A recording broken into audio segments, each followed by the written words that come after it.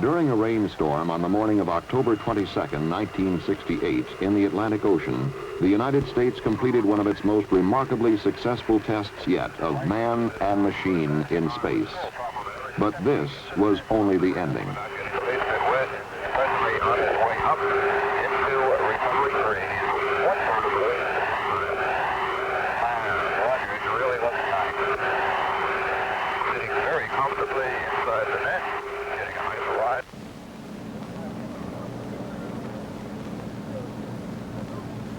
It was on a clear morning almost 11 days earlier at the Kennedy Space Center's Launch Pad 34 in Florida that we witnessed the beginning of the first manned mission in the United States Apollo program to land astronauts on the moon. The purpose of the flight of Apollo 7 could be stated very simply: prove that the spacecraft command and service modules would function properly in space long enough to carry men to the moon and back. Accomplishing this was considerably less simple. It meant showing that a brand new spacecraft, far more complicated than its predecessors, would operate so well it could be trusted to take men well beyond near-Earth orbit. The astronauts were spacecraft commander Walter Schirra and pilots Don Isley and Walter Cunningham.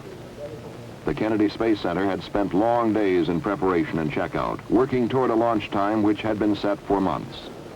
It was not by chance that Apollo 7 lifted off only 2 3/4 minutes after the appointed moment.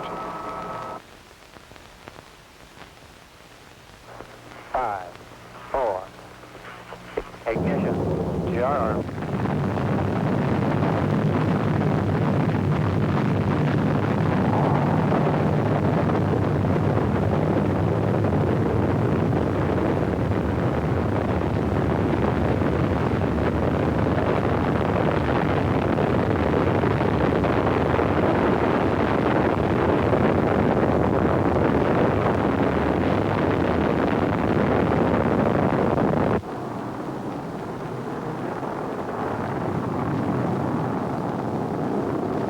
The Marshall Space Flight Center had spent years directing development and testing of the Saturn 1B launch vehicle, and it was not by chance that Apollo 7 was placed almost exactly on its planned trajectory into orbit about the Earth.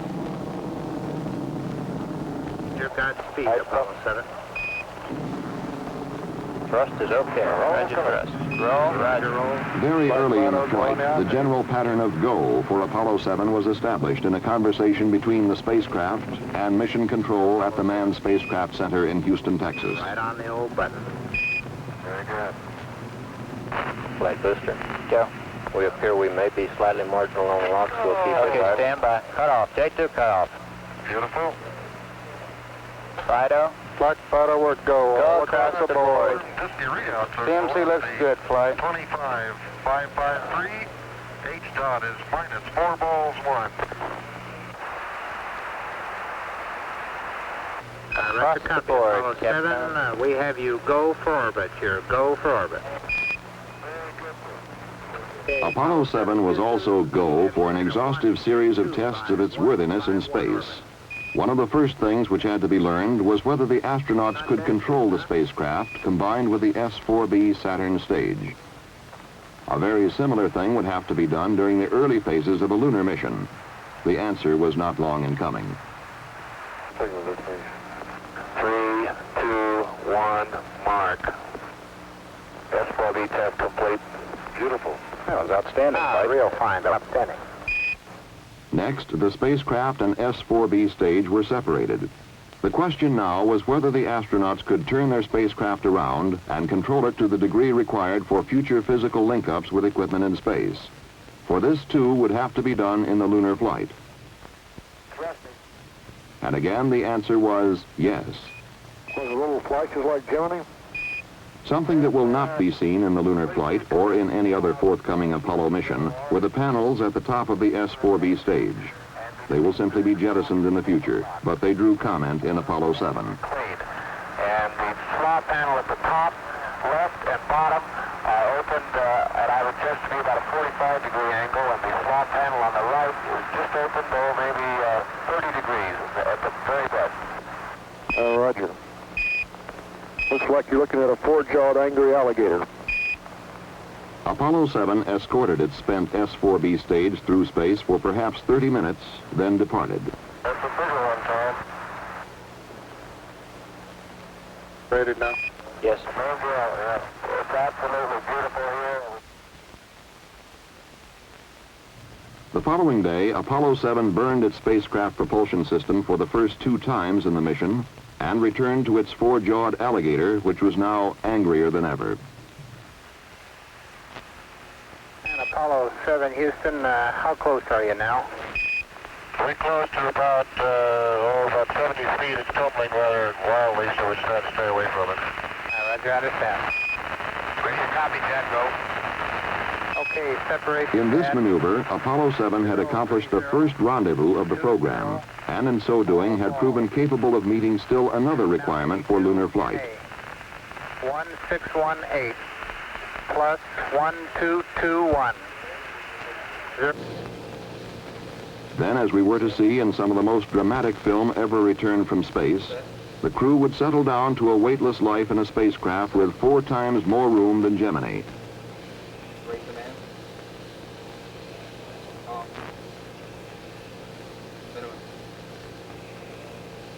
Low. Off. AC. There would be a host of other tests under a host of other conditions. The equipment and systems required to sustain men's lives, to guide and control and propel the spaceship, to provide electric power, to communicate with those on Earth, would time and again prove their mettle.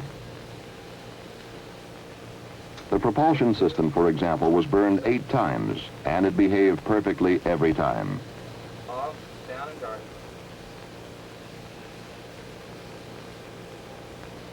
Auto.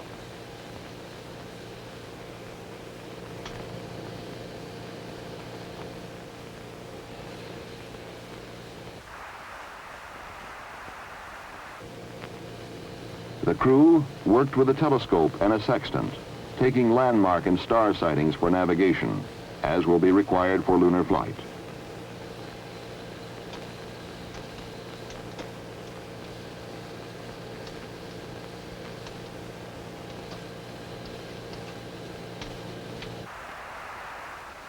And they discovered on occasion that water particles which had been dumped overboard could be confused with stars. Care will have to be taken to avoid this confusion on future flights.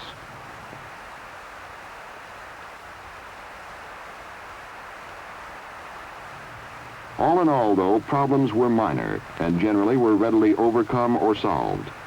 The spacecraft almost seemed to grow stronger as the days went by.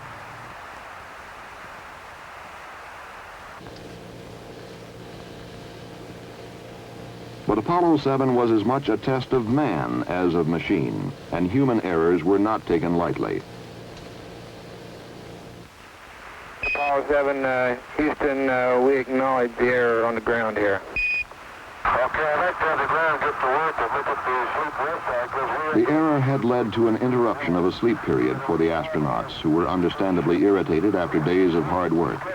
It was imperative that this situation be remedied. I want the rest of these work crews worked out there. Apparently you can move up burn 3. How about giving us a chance to get some sleep? Apollo 7, Houston, understand.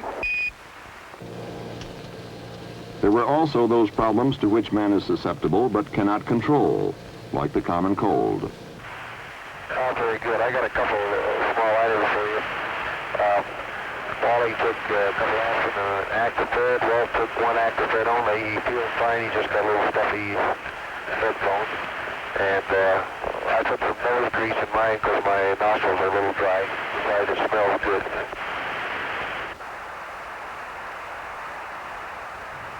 As the cold spread to all 3 astronauts, doctors feared that there might be discomfort, even pain, with eardrums as pressure increased during re-entry.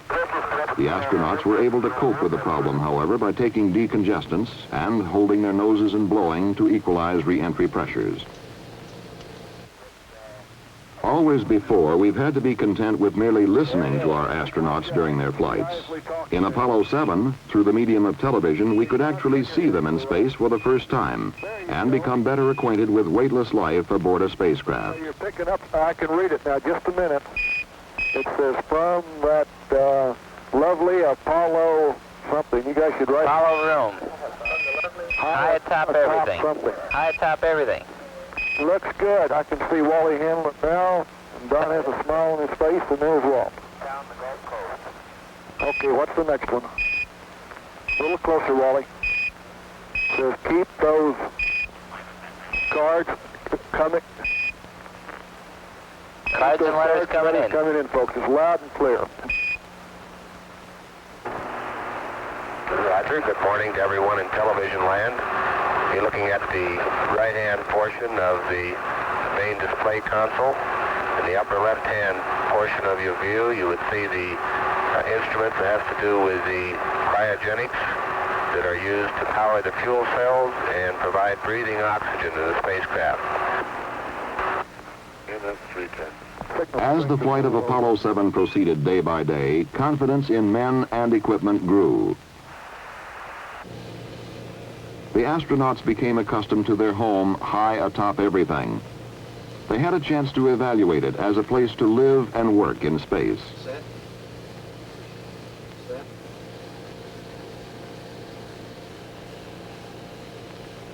Is that all?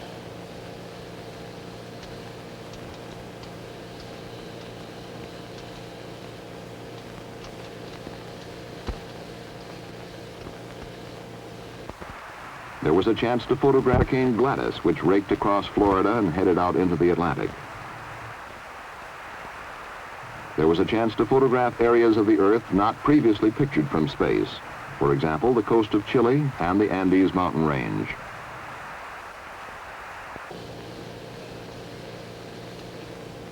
The crew could evaluate such things as the importance of exercising,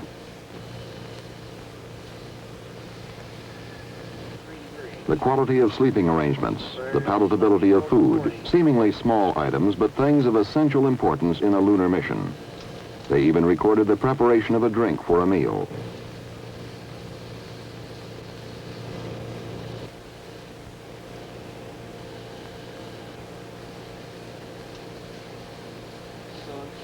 We have Comet Australia. By the time Apollo 7 entered its 11th day in space, it had exceeded the time required for a flight to the moon and back. It was also well on its way to accomplishing all planned objectives and more. Apollo 7 was called 101% successful. On the morning of October 22nd, 1968, Apollo 7 began its final revolution, the 163rd. At approximately 259 hours and 39 minutes after liftoff, the spacecraft propulsion system was burned for the final time, and Apollo 7 headed home to Earth.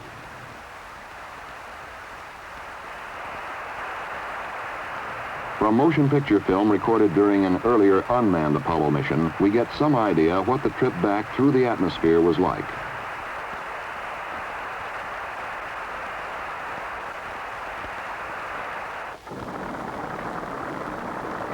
In less than an hour after touchdown in the Atlantic Ocean, the flight crew emerged from helicopters which had brought them to the recovery ship, the carrier USS Essex.